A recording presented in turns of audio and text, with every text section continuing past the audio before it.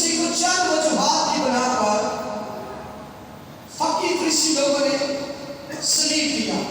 सबसे पहले कि वो जमीन पर कुफर जमीन पर गुनाह माफ करता है, जमीन पर। दूसरी बात, सबत के दिन लोगों को शिफा देता है।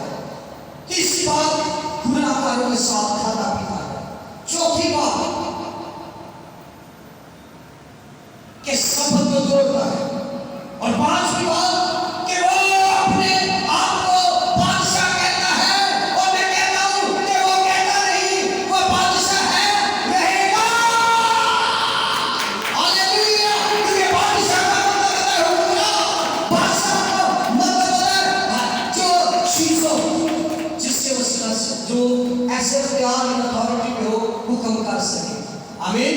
और मेरा यीशु सिर्फ हुक्म नहीं करता था, बल्कि उसके हुक्म पर फौरन अमल भी हो जाता था। ये 5 वजूहात की बिना पर मेरे यीशु मसीह को पकड़ा गया। और जैसे ही पकड़ा गया, सलीब दिया गया, तो सलीब का वजन जो 135 केजी था, 135 केजी जो वजन उठाना इंसानी अकल में शौक से बाहर। और जो सलीब की लकड़ी थी वो आम लकड़ी ना समझिए। मसाइल में एक लकड़ी, ये एक सिंबल है, साइन है। वो लकड़ी 3 लकड़ियों से मिलकर बनी थी। 3 लकड़ियां थी उस लकड़ियों में, एक देवदार, दूसरी साइप्रस और तीसरी पाइन। ये 3 लकड़ियों से मिलकर लकड़ी बनी थी। क्योंकि यहूदी रोमन गवर्नमेंट के मुताबिक मुजरम को जो सलीब देनी थी वो ऊपर से नीचे मिला गिरे, उसे आसान जुबान में मजबूत जो थी वो सलीब देना थी। फिर यीशु के हाथ और पांव पर की,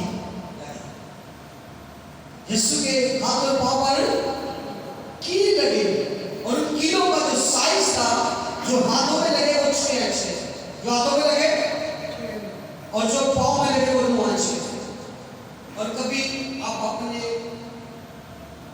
हाथ पर सिर्फ कील को दबा के देखिए, दर्द होता है कि नहीं होता है? होता है या नहीं होता? तो दुनिया में हम सबसे ज्यादा प्यार अपने बदन से करते हैं। जैसे हम नहाते हैं, वक्त पे खाना खाते हैं, अच्छे कपड़े पहनते हैं, ठीक है। लेकिन यीशु मसीह ने अपना बदन आपके गुनाहों के लिए कुर्बान कर दिया।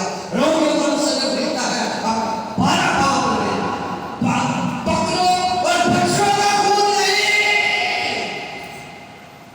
पकड़ो बच्चों का खून नहीं।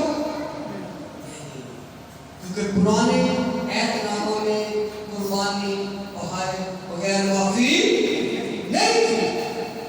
तो जैसे ही यीशु मसीह 6 बजे सलीब पर पहुंचते हैं, 9 से 12 बजे पहले चाल करने और आगे चलकर 3 कलमे जो हैं 12 से 3 के दरमियान, गोली सफर जो रात 11 बजे था,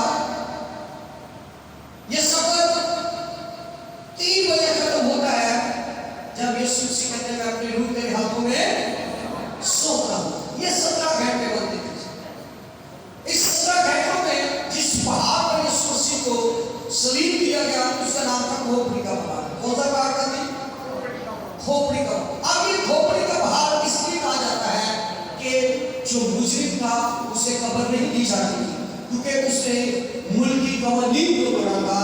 उसकी लाश वहां पर रखी जाती थी, परिंदे उसका गोश्त नोचने में लेते थे और पीछे उसकी हड्डियां बचती थी, उसका सर बनता था, जिसे हम खोपड़ी कहते हैं। और वो पहाड़ इसीलिए गलगिता यानी खोपड़ी के नाम से मशहूर था। लेकिन आप सबको पता है कि मेरे यीशु को कब्र में मिली और मेरे यीशु 3 दिन मुर्दों में से जिंदा भी हो गया।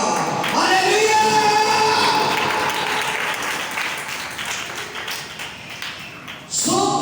सलीब की हमारी जिंदगी में जो अहमियत है, जब यीशु मसीह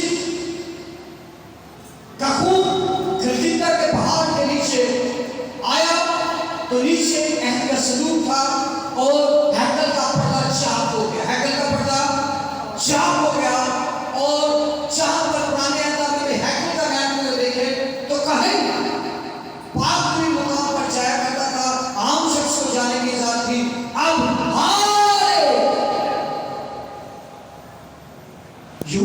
इंजील में लिखा है छिद्रों में से बोल के खुदा के। अब हम आसान हम अब्बा ये बाप क्या कर दो